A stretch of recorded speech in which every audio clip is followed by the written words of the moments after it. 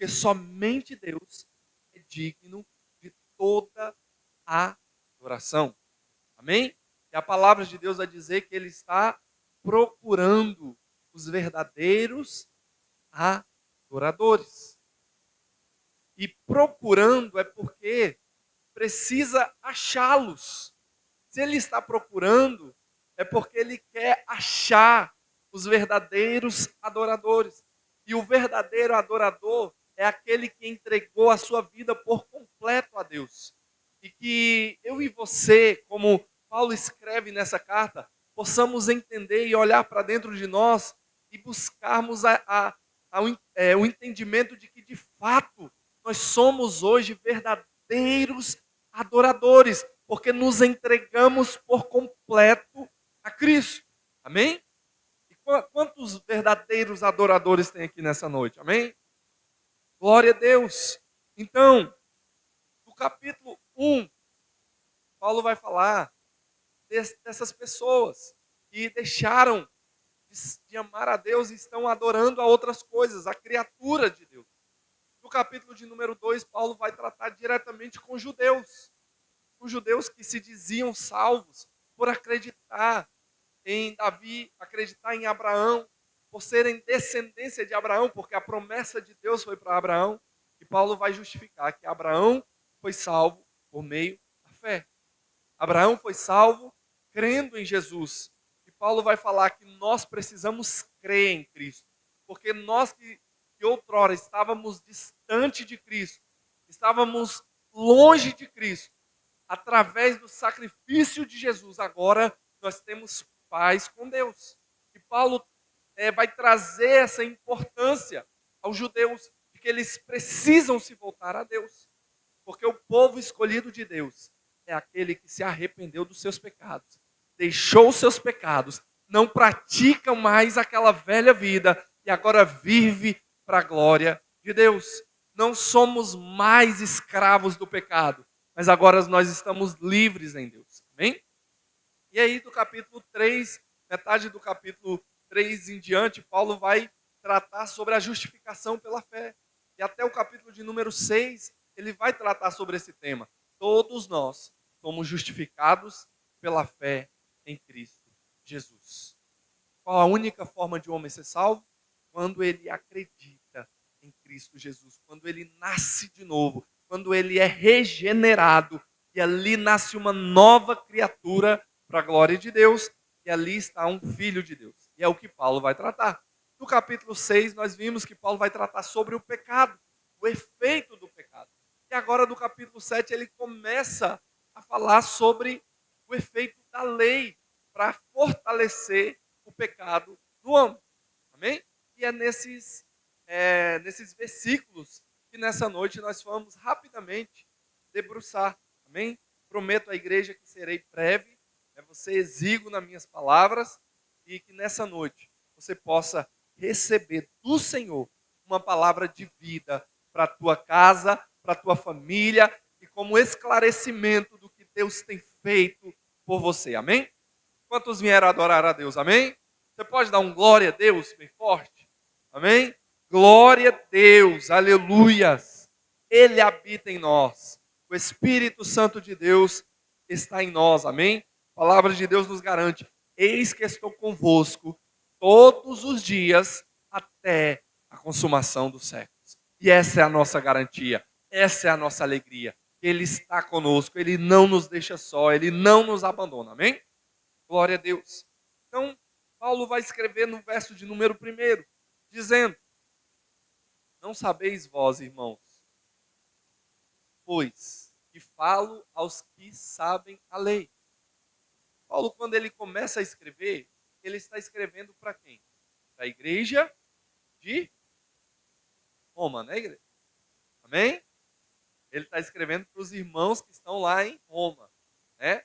A igreja que está em Roma. E ao escrever para essa igreja, ele vai dizer que os irmãos que ali estão são irmãos que entendem da lei, conhecem a lei. Quando Paulo fala da lei, aqui nós vemos que no povo, Deus deu a lei ao povo judeu. Né? A lei foi dada a Moisés. Lá no monte, né? Lá no Monte Moriá, Moisés recebe a lei. E ali,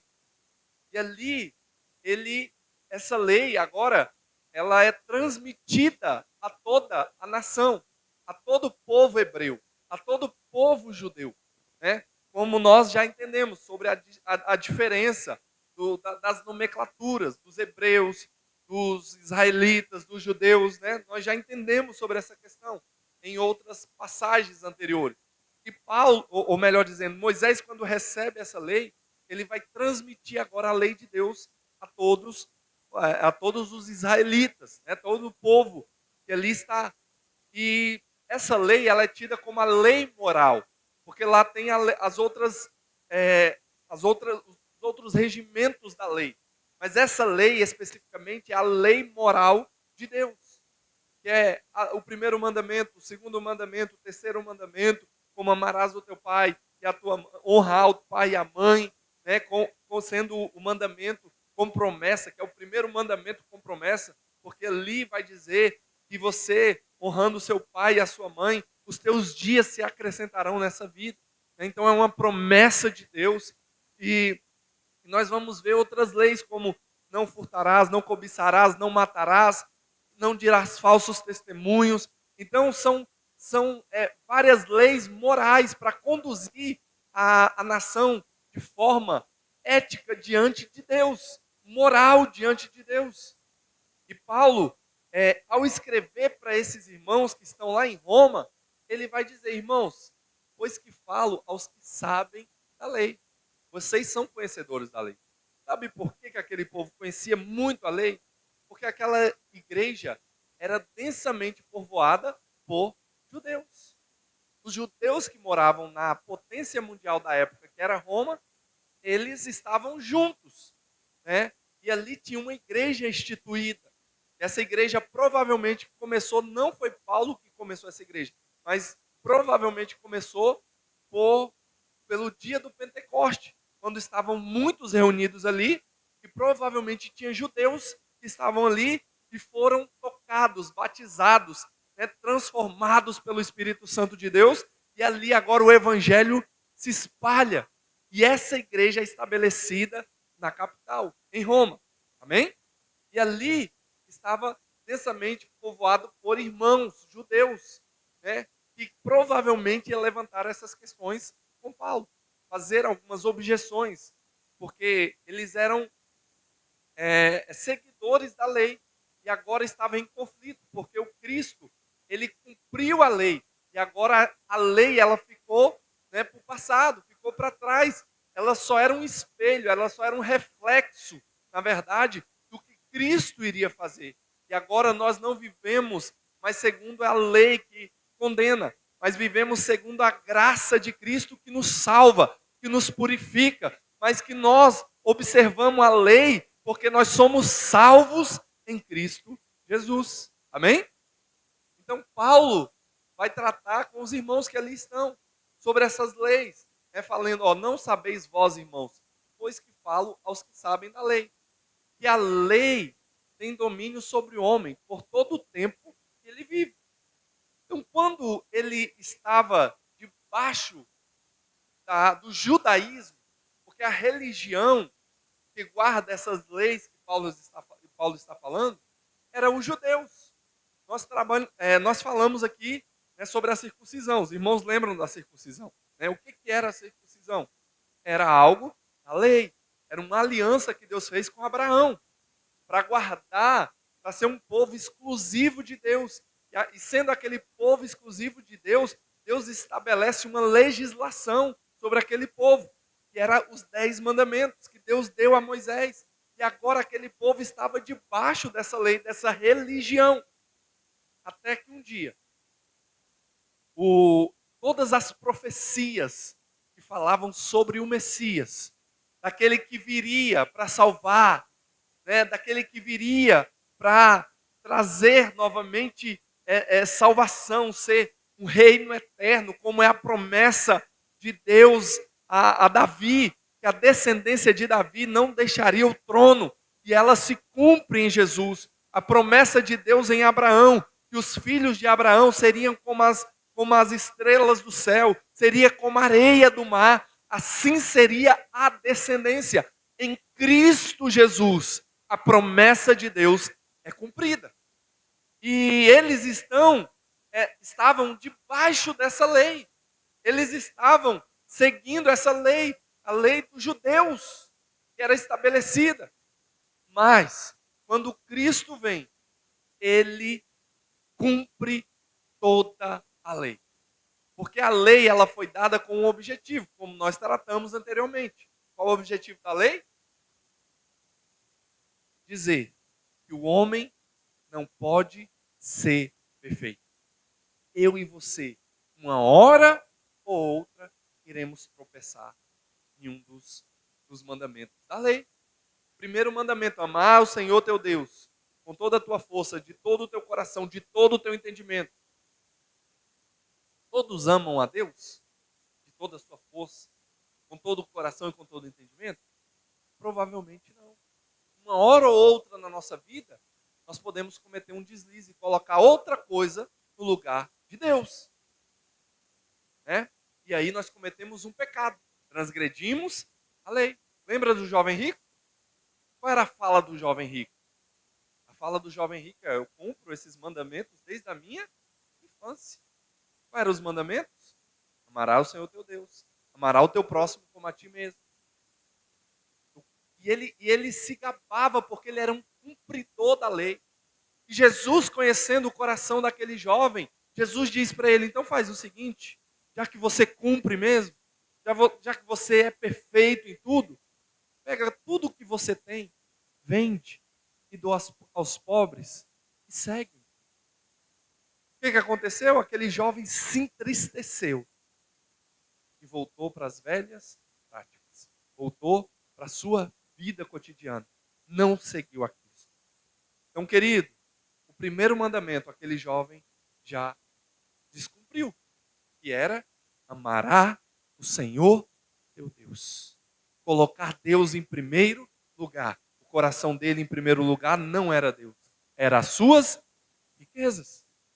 Esse é um exemplo clássico do que muitas das vezes nós fazemos, transgredindo a lei de Deus. Não matarás, não roubarás, não dirá falso testemunho. Quantas das vezes pessoas falam falso testemunho uma das outras? Né? Quantas vezes pessoas não amam o próximo que deveriam amar? E assim a lei nos mostra que nós somos pecadores. Porque o objetivo da lei era mostrar que eu e você, pela lei, não podia ser salvo. Por isso que Cristo veio a essa terra, morreu e ressuscitou para nos salvar. Porque eu e você não poderia ser salvo. E glória a Deus por isso. Porque Ele veio para nos salvar. Deus só me aceita. Deus só te aceita. Deus só aceita aquele que se arrepende e se volta a Ele por causa de um, que é Jesus Cristo. Porque senão não tinha como Deus nos aceitar. Porque a lei nos mostra que nós somos pecadores, que nós merecíamos condenação. A lei nos mostra que nós éramos caídos, depravados. A lei nos mostra que eu e você estávamos perdidos. Mas o bom pastor, ele veio a essa terra e ele foi às suas ovelhas, ovelhas maltratadas, ovelhas que só procura. Meu irmão, você sabe qual é uma das características da ovelha? Quando você solta a ovelha, ela não enxerga muito bem, ela sai desgovernada, por isso que tem que ter um pastor cuidando, porque é um animal que não, é muito simples, é um animal muito fácil de se perder, porque não enxerga direito e porque se coloca em perigo em todo o tempo. Por isso que a palavra de Deus nos compara a uma ovelha. Por quê? Porque eu e você somos muito simples. Podemos nos perder por causa do pecado, das nossas inclinações, mas nós temos o bom pastor que cuida de nós. que está conosco, que nos ajuda, que nos sustenta e que nos salvou da lei, do pecado e da morte. E Ele nos trouxe para a vida. Amém? Então o que Paulo está tratando aqui é sobre essa lei. Que a lei tem domínio sobre o homem por todo o tempo que o homem vive. Porque o homem estava debaixo da lei. Mas olha o verso 2. Aí ele vai fazer agora uma comparação. Ele vai fazer uma comparação de um casamento. Olha a comparação que Paulo fala para explicar, para ensinar os irmãos o que é a graça de Deus. Olha só, porque a mulher que está sujeita ao marido, enquanto ele vive, está-lhe ligada pela lei. Você casou, né? Amém? Quem é casado aqui, os casados, amém? Glória a Deus. Então, meu irmão, enquanto você estiver vivo pela lei, você é marido de uma só mulher. Mulher, você é esposa de um só homem. Pela lei. Amém? Porque a mulher que está sujeita ao marido, enquanto ele vive, está lhe ligada pela lei. Mas agora, se ela fica viúva, se essa mulher ficar viúva, como éramos nós? Nós estávamos casados, queridos. Olha o exemplo aqui que Paulo está levando. Nós estávamos casados. Sabe quem era nosso... Porque a Bíblia vai chamar nós de noiva, não é isso? Nós somos a noiva do Cordeiro. Nós somos a propriedade de Deus. Nós estávamos casados. Sabe quem era o nosso marido? O meu marido como noiva, o seu marido como noiva? Era o pecado. Nós éramos casados com o pecado. Nós amávamos o pecado. Mesmo o pecado nos maltratando. Mesmo o pecado nos castigando. Mesmo o pecado nos batendo. Sabe aquele marido cruel? Que trata mal a esposa, que bate na esposa, que bate nos filhos, que não leva as coisas para casa, faz tudo de ruim para a esposa. Assim era o pecado. Só que nós éramos tem um jargão mundano, o pessoal fala que é a mulher de bandido, né? Não sei se vocês já ouviram falar isso, né? Que apanha, e parece que gosta, né, de viver naquela vida. Que a gente sabe que ninguém gosta de uma vida dessa. Mas tem pessoas que ficam presas a essas situações. E no jargão mundano, era essa mulher de bandido. Que vivia essa vida desgraçada. Vivia uma vida desgraçada, até justificando a igreja. Não é um xingamento, viu, igreja? É algo sem a graça, né? Então, é uma vida desgraçada porque está vivendo sem a graça. Sem algo bom, que é a graça de Deus em nossas vidas. É o perdão, é o favor de Deus. Então, esse homem, né, é o pecado. Esse bandido é o pecado. E essa noiva éramos nós. E nós estávamos casados com esse homem. Mal. Porque a mulher está sujeita ao marido. Essa mulher aqui é a mulher que está casada com a lei. A lei de quê? A lei do pecado. É o bandido. É aquele que quer tirar a nossa vida. E uma hora vai nos matar esse homem.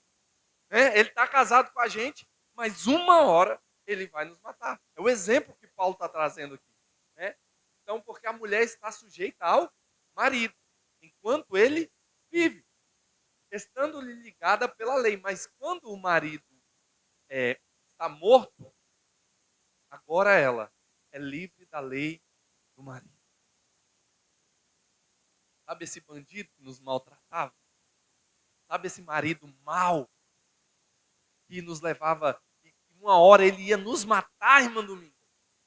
Esse marido horrível que nós tínhamos, e uma hora, Telina, ele ia acabar com a nossa vida. Olha só o que a palavra de Deus diz. Que ele agora, em Cristo, ele morreu. E agora eu e você estamos livres desse marido. Nós agora estamos totalmente distantes, totalmente agora libertos desse marido. Porque Jesus vai falar, se eu vos libertar, verdadeiramente vocês serão livres. E ele nos libertou, meu irmão.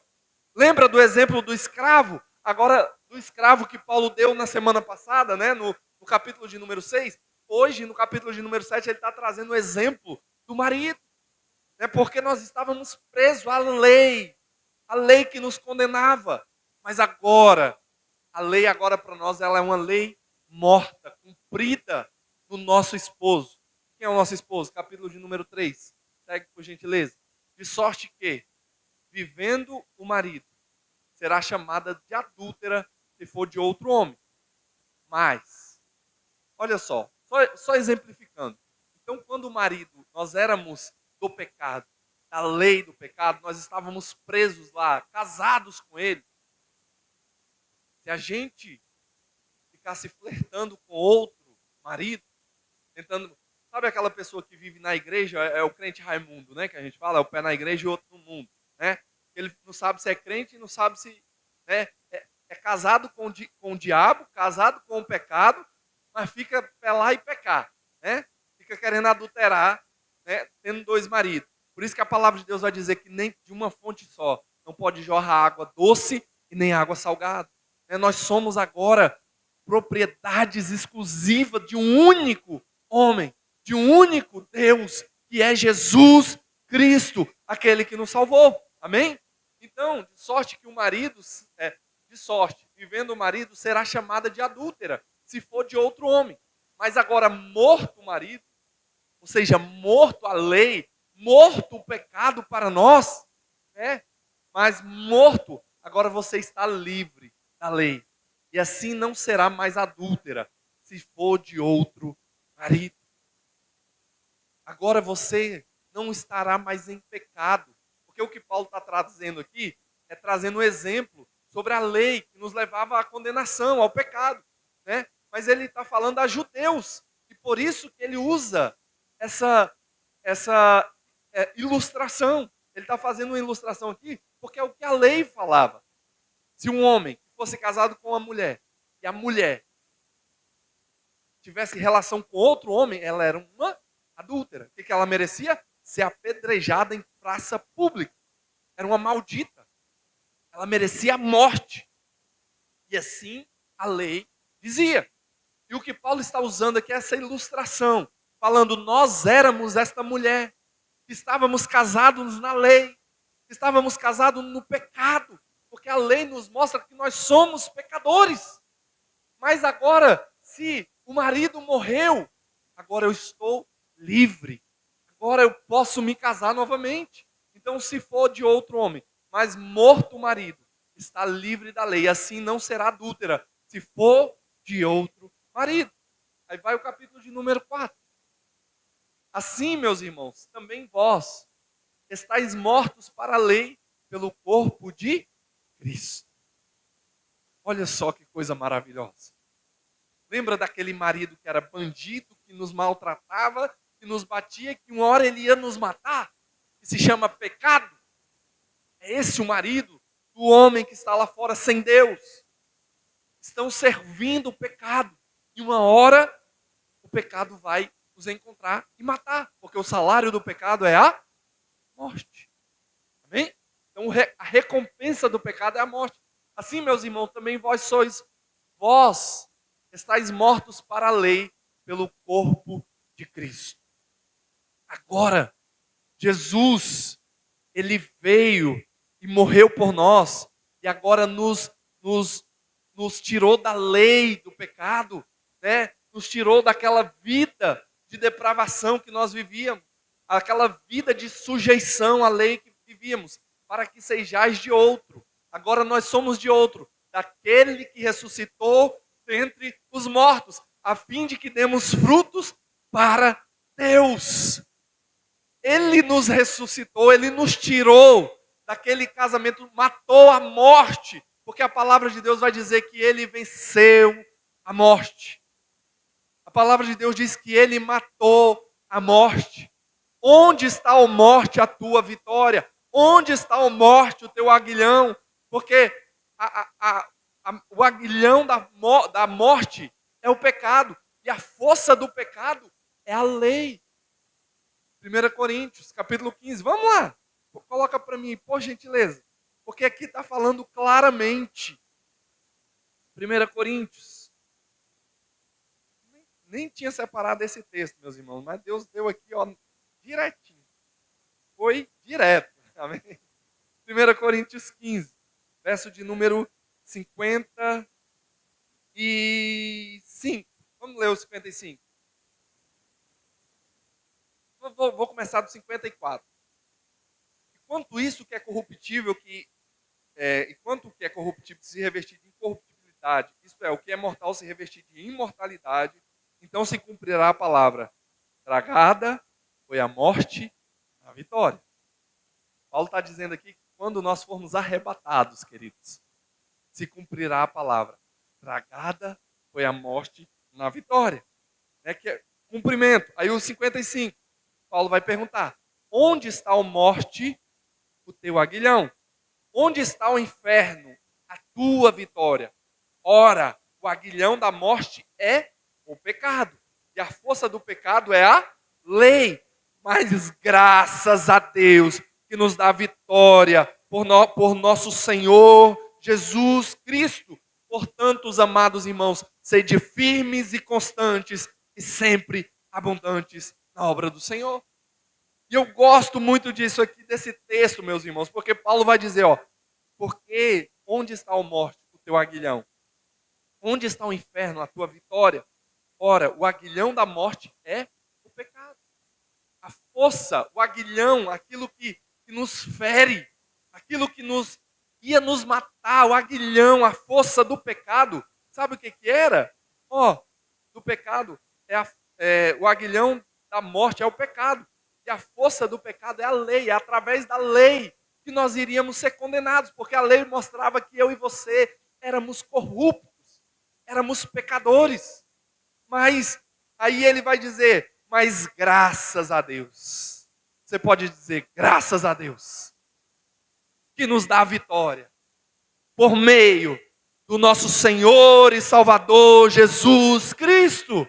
É o que Paulo está dizendo aqui. Amém? Em Romanos 6, Romanos 7, onde nós estamos caminhando. Romanos 7, 4, né? Que nós estávamos. Romanos 7, 4. Assim, meus irmãos, também vós estáis mortos para a lei, pelo corpo de Cristo, para que sejais de outro. Agora nós somos de Cristo, daquele que ressuscitou dentre os mortos, a fim de que demos frutos para Deus. E agora nós somos ressuscitados, nós somos hoje noiva de Cristo, não mais noiva do pecado, somos filhos de Deus. E agora qual é o nosso objetivo? Dar fruto, frutificar. Meu irmão, Deus te chamou para ser frutífero, para frutificar. E quais são os frutos? Bondade, benignidade, mansidão, temperança, domínio próprio. Frutifique para o reino de Deus. Porque a palavra de Deus diz que Ele nos deu dons, talentos, nos deu presentes, para nós desenvolver, para nós cuidar dos nossos irmãos, abençoar famílias, através dos dons que Ele nos deu para que venhamos ser frutíferos na casa do Senhor. Próximo. Aí o 5, porque quando estávamos na carne, quando estávamos lá, lembra, casados com o pecado? Lembra, Ana Lídia? Quando estávamos naquela vida lá, casados com o pecado, né? As paixões do pecado, dos pecados, que são pela lei, operavam em nossos membros, para darem frutos para a morte. Quando eu estava naquela vida, pelo eu ter um marido ruim, que me maltratava, que me batia, que ia me matar, eu fazia coisas parecidas com o que esse meu marido fazia. Eu fazia as mesmas obras dele. Eu fazia as mesmas coisas dele. Operava em meus membros para darem fruto para a morte. Eu ia morrer. Eu estava fazendo tudo aquilo que ele fazia. E a recompensa daquilo ali era a morte. Mas aí, para finalizar, olha o que Paulo fala. Mas agora, temos sido libertos da lei, tendo morrido para aquilo em que estávamos retidos, para que sirvamos em novidade de espírito e não na velhice da letra. Não na velha vida, mas agora nós estamos em novidade de vida. E agora nós temos paz com Deus e podemos viver com Ele para sempre no céu de glória. Amém? Então é É isso que Paulo está escrevendo aqui, igreja. Essa ilustração. Que nós éramos servos do pecado, mas hoje nós somos filhos de Deus, servos de Deus, príncipe, princesas do Senhor. Estamos caminhando, marchando, dando fruto, batalhando, servindo, entregando o nosso melhor para o reino dos céus. E que possamos, todos os dias, dar a nossa vida por completa ao nosso Pai que está nos céus. Entregar a Ele o nosso melhor, porque Ele já deu o melhor por nós. O seu Filho, na cruz do Calvário, para nos dar vida e vida eterna. Amém, igreja?